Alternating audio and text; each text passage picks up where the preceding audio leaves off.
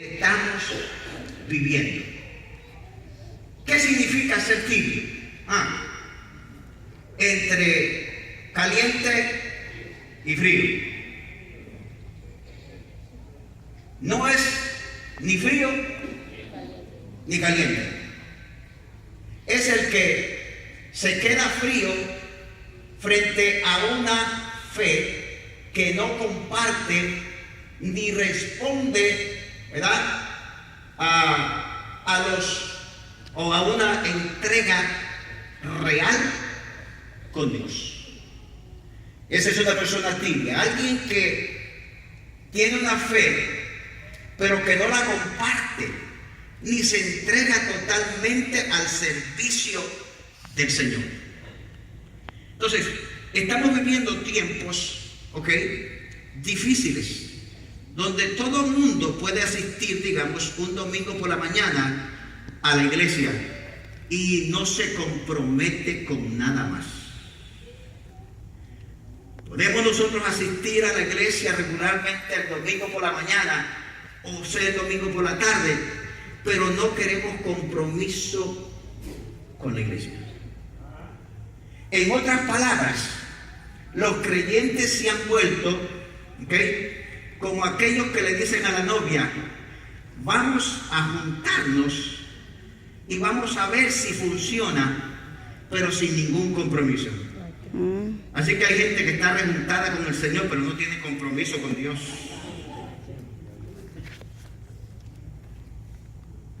Claro, si lo vemos un solo día a la semana, es como cuando éramos católicos, una misa a la semana. Entonces, ¿dónde está la conversión aquí? ¿Dónde está el compromiso con el Señor? Leamos el versículo de ahí de Apocalipsis que nos enseña a nosotros eso, lo que el Señor le enseña a la iglesia de qué, de la Odisea. Capítulo 3. Capítulo 3. Leemos desde el versículo 15 y 16. Este es el mensaje que le da el Señor a la iglesia de la Odisea. Dice: yo conozco tus obras, que ni eres frío ni caliente.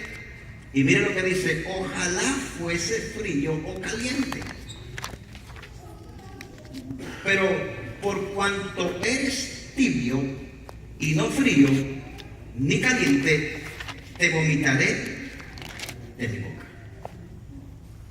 Estas son palabras fuertes del Señor para esta iglesia. O sea, el Señor dice: por cuanto no eres ni frío ni caliente, te quedaste en la tibieza. Entonces, Dios nunca, espera de su iglesia que viva en una tibieza espiritual. Dios espera que el creyente viva, caliente en el Espíritu de Dios. Porque para eso el Señor nos ha llamado a nosotros. Y vamos a hablar unas cositas aquí. ¿Qué significa ser tibio? Bueno, si somos honestos, debemos de preguntarnos: ¿soy yo caliente o frío o tibio? La mayoría de nosotros, ¿qué responderíamos? Que somos calientes, ¿verdad? Pero en la realidad de las cosas, demostramos lo contrario. Tibieza. En la realidad de las cosas nosotros demostramos, todo lo contrario. Demostramos tibieza espiritual. Yo sé que este estudio, necesito que nos confronte a nosotros. La iglesia tiene que despertar. La iglesia tiene que meterse al fuego de Dios. La iglesia tiene que salir de la tibieza espiritual. En la iglesia tiene que haber cambios. No podemos vivir, de la misma manera. Gloria al Señor. Dios va a venir por una iglesia que esté, aleluya, en el Espíritu. Una iglesia que viva en la palabra del Señor. Amén, aleluya. Por eso es que dentro de las iglesias, toda la gente tibia, la gente que por alguna razón, digamos, ¿verdad? No está bien con Dios, siempre trata de echarle la culpa a alguien más. ¿Ha visto usted a alguien que se sale de la iglesia, que se salió porque él dice, no, yo quise salirme? No, se salió porque por algo que le hicieron. Porque siempre estamos tratando de echarle la culpa a alguien más.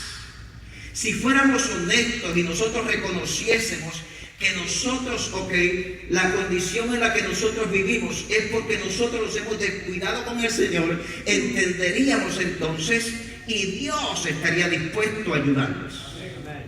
Pero mientras que usted y yo no reconozcamos, que somos nosotros los que los hemos descuidado de nuestra vida espiritual, no va a haber ayuda. O sea, déjame preguntarle, si yo me gusta orar, me gusta leer la Biblia, me gusta ayunar, me gusta vigilar, pero después de un tiempo ya como que dejo de hacerlo, ¿quién es el responsable? Es uno mismo. Es uno mismo el que se va descuidando. Déjeme darle un ejemplo aquí. La mayoría, de los creyentes, cuando reciben al Señor, comienzan, con ser calientes. Ellos siempre quieren testificar a todos sus conocidos, quieren estar en cada servicio de la iglesia, pasan, al frente a cada llamado al altar, oran, ayunan, leen la Biblia, pero después, ¿qué pasó?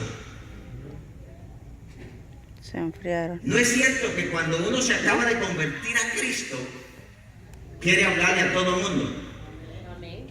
¿No es cierto que cuando se acaba de convertir a Cristo y hacen el llamado para que vengan al altar, los primeros que vienen al altar son los que se convirtieron al Señor Jesucristo?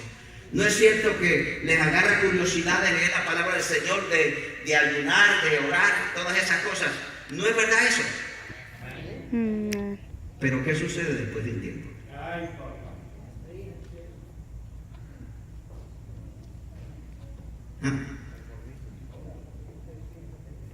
¿Qué sucede después de un tiempo?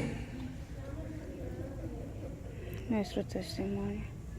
O sea, los volvemos conformistas. Y hasta a veces decimos, ¿verdad?, de que estar mucho en la iglesia es religiosidad. Padre.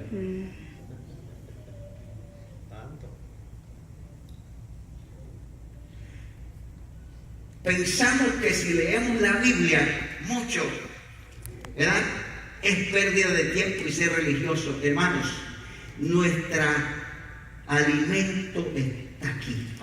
Amén, aleluya. Nuestra vida está aquí. Nuestro sustento está aquí.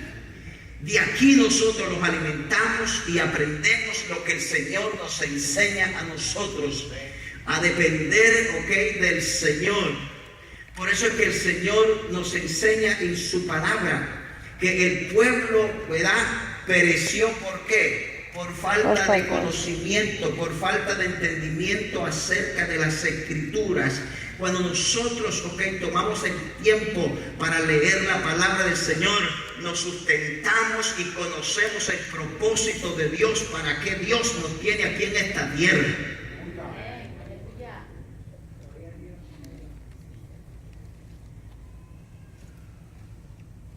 Vamos a hablar un poquito acerca de eso solamente y luego continuamos, Negligencia. ¿Qué es negligencia? Número 1, es una persona que no pone el interés y el cuidado que tendría que poner al desempeño de una obligación. Mire, el servir al Señor, hermanos, es un privilegio, pero es una obligación. Al igual que usted, tiene su trabajo, es una bendición. Pero también conlleva que una obligación, una responsabilidad. El trabajo está ahí si usted va cada mañana. Si usted no va, ¿ok? Ese trabajo se lo van a dar ¿a quién? A otra persona. Entonces, todo lo que nosotros hacemos conlleva responsabilidades. Servir al Señor es un gran privilegio, pero también tiene responsabilidades grandes delante del Señor. Y la responsabilidad es mantenernos firmes en el Señor, sirviéndole como Él quiere que le sirvamos. Entonces, todo conlleva responsabilidad. Número 2, ¿okay? Que es de negligencia. Es una actitud o un comportamiento negligente que hará que lo despidan, que lo voten. Bueno, exactamente eso es lo que muchas veces sucede en el camino del Señor. No que Dios nos vote a nosotros, pero nosotros abandonamos al Señor. No es que Dios diga, ya no te quiero porque, ¿verdad? Fallaste o porque no te has puesto, ¿verdad? Bien. Sino que nosotros mismos, por la frialdad, por la tibieza, por lo que sea, nosotros mismos nos vamos acomodando y nos vamos quedando y nos vamos acomodando. Y ya después no nos hace falta estar en la iglesia. Ahora, ese es un peligro. ¿Okay? Entonces, número 1, el discípulo comprometido sirve. Anote eso. Usted y yo hemos sido llamados para servir, hermanos. Amén. O sea, usted no ha sido llamado simplemente para que esté en X lugar. Usted y yo hemos sido llamados para servir a Dios. Para eso hemos sido llamados, para servir al Señor. Así que el creyente comprometido conoce a quién sirve. Hay gente que está en la iglesia pero no sabe quién está sirviendo. Usted y yo tenemos que conocer que nosotros servimos al Señor. Hay gente que piensa que lo que hace lo hace para el hombre. Todo lo que usted y yo hacemos en la iglesia lo hacemos para el Señor, para el Rey de Reyes y Señor de Señores. Nada hacemos aquí para el hombre. Bendito sea el nombre del Señor. Yo no estoy haciendo nada aquí para la iglesia. Lo estoy haciendo para el Señor Jesucristo, porque Él me puso a mí para que le sirviera. Para eso. Cuando yo me vaya de aquí no me llevo nada, excepto unos libros que yo los compré.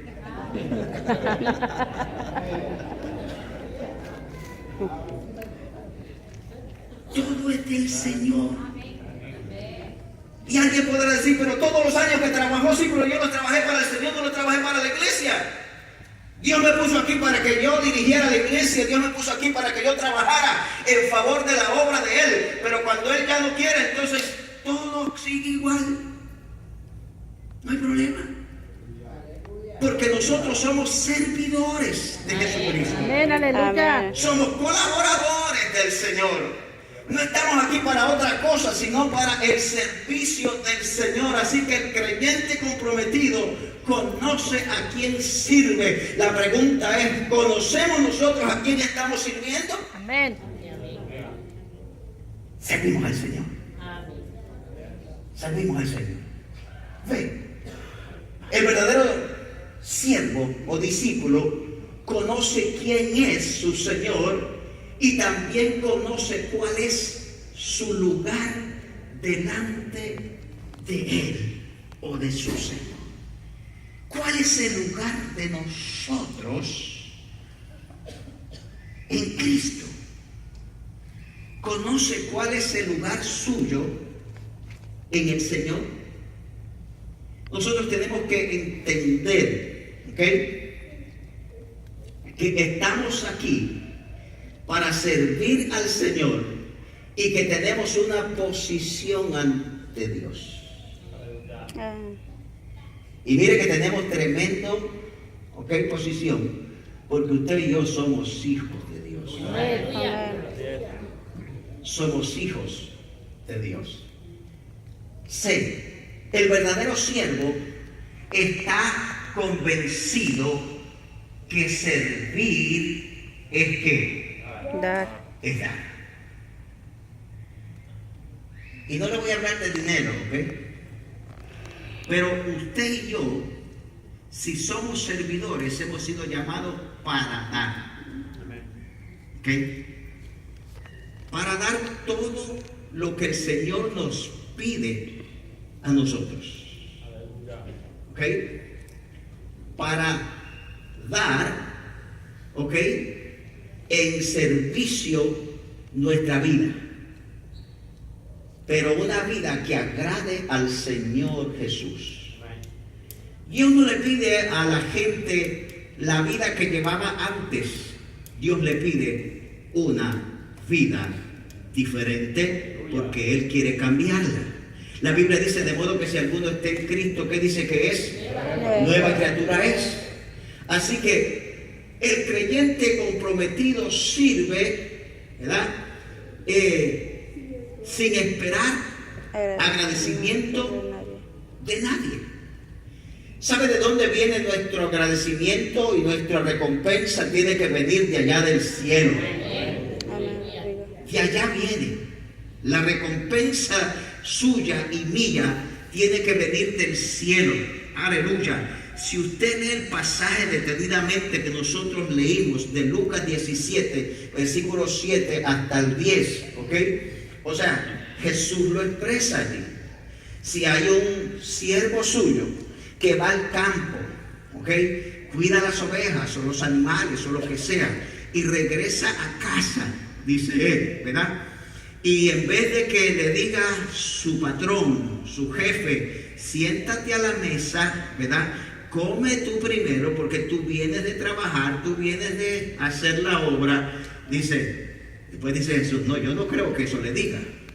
Lo que le dice el patrón es, hazme de comer, ¿verdad?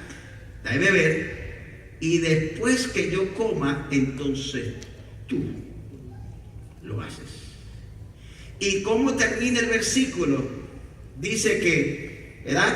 Nosotros debemos de decir, siervos inútiles somos, que lo que deberíamos hacer, eso hicimos.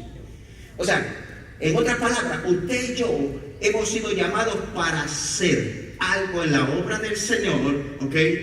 Y en aquel día es que se nos va a dar, ¿qué? La recompensa de parte del Señor.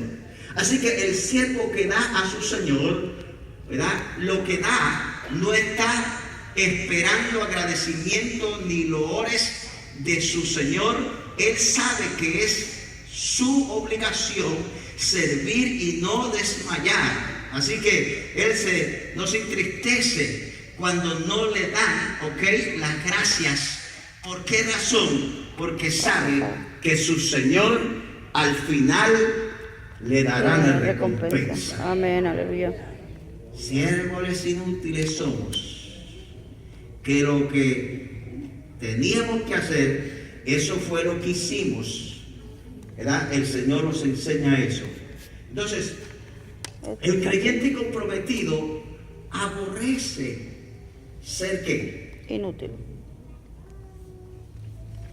Un creyente verdaderamente comprometido en la obra del Señor aborrece ser inútil. Nosotros tenemos que estar dispuestos. Tenemos que estar dispuestos a dar, ¿ok? Lo que el Señor nos pide a nosotros. Dios desea, ¿ok? Que tengamos iniciativa, que nos apercibamos de antemano de aquello que a nuestro Señor le agrada para hacerlo sin que Él lo pida. Miren, Todos nosotros sabemos qué es lo que a Dios le agrada. ¿Hoy hay alguien que no sepa aquí qué es lo que a Dios le agrada? Creo que todos los que estamos aquí tenemos que saber qué es lo que a Dios le agrada. Resumimos todo esto: a Dios le agrada que llevemos una vida recta y santa delante de Él. Amén. Entonces, nadie, digamos, puede decir que está ignorante de todas las cosas o de qué es lo que a Dios le agrada. Todos nosotros sabemos que Dios está buscando discípulos o creyentes que le sirvan a Él y guarden sus mandamientos así como el Señor lo ha establecido. Amén. Porque ese es el propósito. El propósito de Dios es que usted y yo, guardemos la palabra que el Señor nos ha enseñado a nosotros. Número 2. El creyente comprometido sirve como le agrada a su Señor. Mire, y esta es una de las cosas, de los problemas a veces que nosotros tenemos. Nosotros queremos servir al Señor a nuestra manera. O sea, lo que a mí me gusta y como yo pienso, así quiero servir al Señor. La pregunta es, cuando usted y yo vamos a un trabajo, ¿usted trabaja como a usted le gusta o como se trabaja en la empresa? Usted no llega a la empresa y dice, pero es que así yo lo hacía antes. ¿Sabe qué le va a decir el patrón? Eso era lo que tú hacías antes, pero ahora aquí así es que se trabaja en esta empresa. Y si quieres trabajar así, entonces quédate. Y si no, no vas a poder trabajar. Así tiene que ser con el Señor. Nuestra vida tiene que ser una vida no como se trabajaba o la vivíamos antes, sino como el Señor nos enseña ahora a nosotros en la palabra del Señor. Así se tiene que vivir. No podemos vivir la vida nosotros como nosotros pensamos o queremos vivirla. Tenemos que vivirla así como el Señor nos enseña en su palabra. Esa es la manera. Por eso es que el Señor nos enseña a nosotros y nos dice, el que esté limpio, ¿qué dice? Límpiese más. Y el que esté sucio, ¿qué dice? Ensúciese más. ¿Sabe por qué? Porque el Señor espera que usted y yo nos vayamos consagrando, mucho más. Cada día consagrarnos más, ¿verdad? Hacia el Señor. Y si estamos sucios y queremos quedarnos sucios, el Señor dice, entonces vayan y ensúciese más. Pero si quieren vivir como yo establezco en la palabra, tiene que haber limpieza, ¿verdad? Progresiva. En otras palabras, el creyente tiene que ir progresando. El creyente tiene que ir experimentando cosas más bellas en el Señor.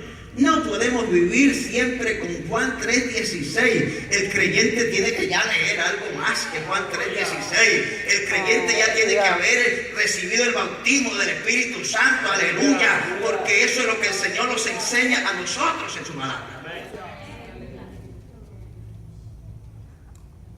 Tenemos que ¿qué? Servir al Señor como le agrada a Él. Entonces, ¿cómo se sirve al Señor? Lo uno, con temor. El problema, hermanos, que hoy se perdió el temor por el Señor. Amén. Así es. Nosotros los creyentes hemos perdido el temor a Dios.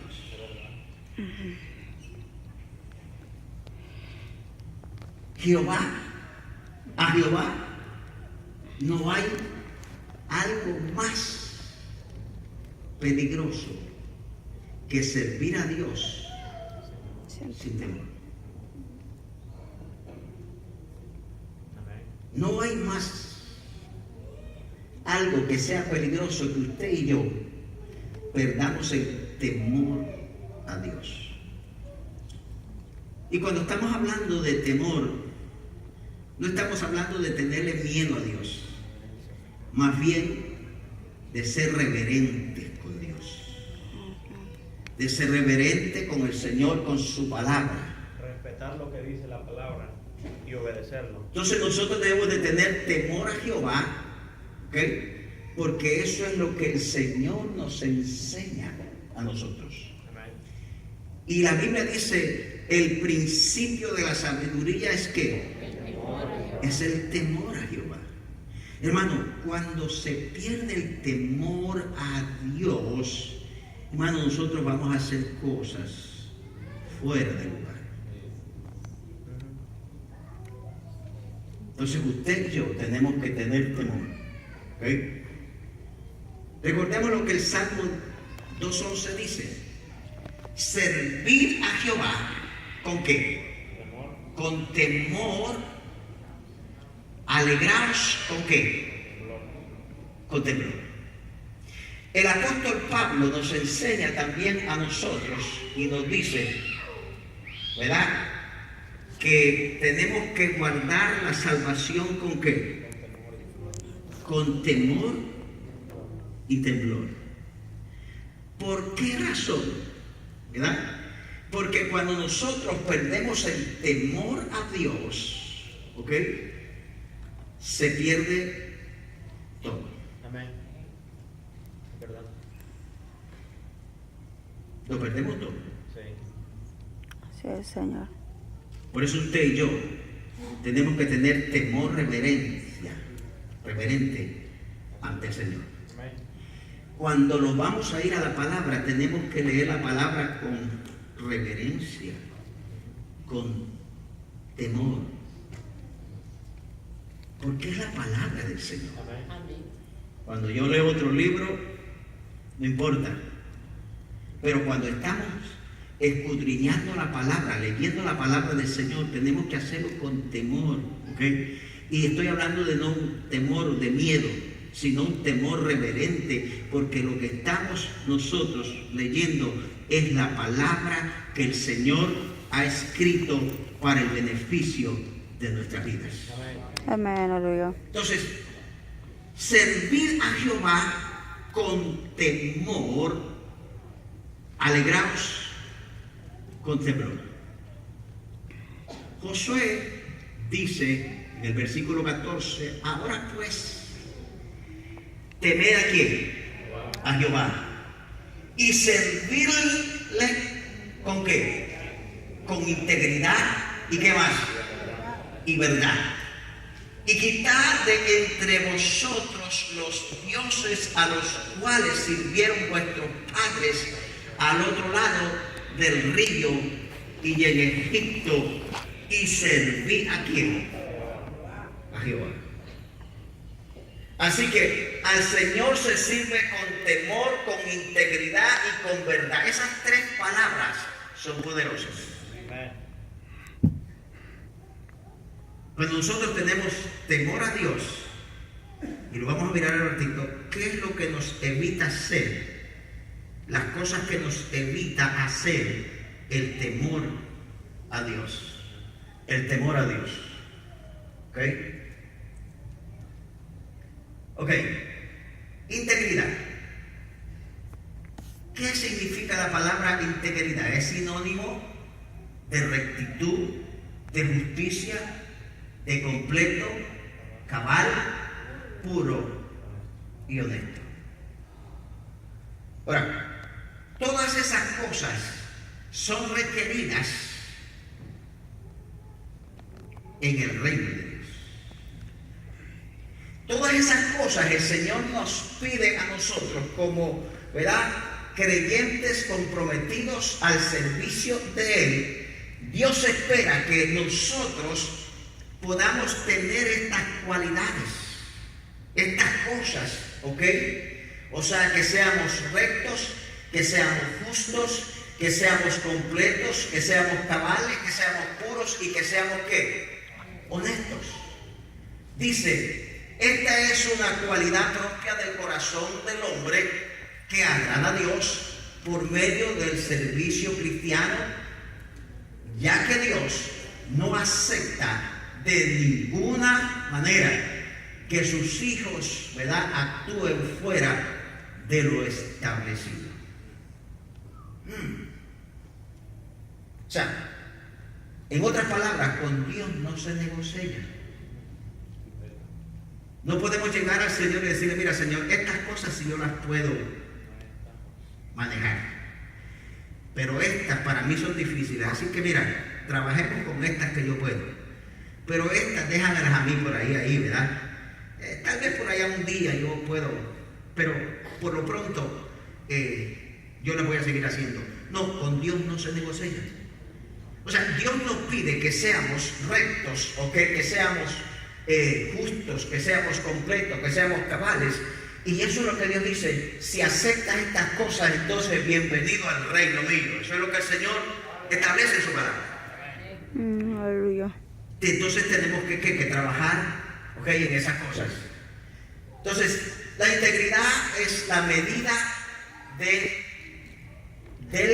cuidado divino. Anote eso. La integridad, es la medida del cuidado divino. Salmo 78-72 dice: y los apacentó ¿quién? Conforme ¿a qué? Y los apacentó conforme a la integridad de su corazón. Los pastoreó con la ¿qué? Con la pericia. Con la pericia de sus manos. Entonces, dice, ¿verdad?, que los apacentó conforme a ¿qué? A la integridad de ellos. La pregunta es: ¿Dios podrá apacentar o pastorear a alguien que no es íntegro?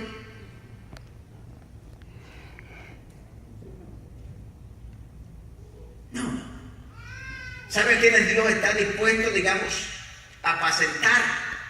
Es aquellos que son íntegros. ¿Sabe quiénes Dios quiere, pastorear? Es aquellos que viven en integridad. Dios no puede, pastorear, sino el Señor pastorear al mundo, a todo el mundo. Dios pastorea a sus hijos, gloria al Señor Jesús. No puede pastorear a los demás porque no se dejan. El pastorear a alguien es porque está dispuesto a seguir al Señor.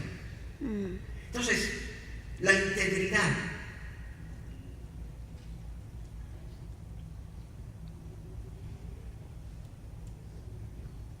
número 2. La integridad guarda ¿a quién? Al hombre. Al hombre.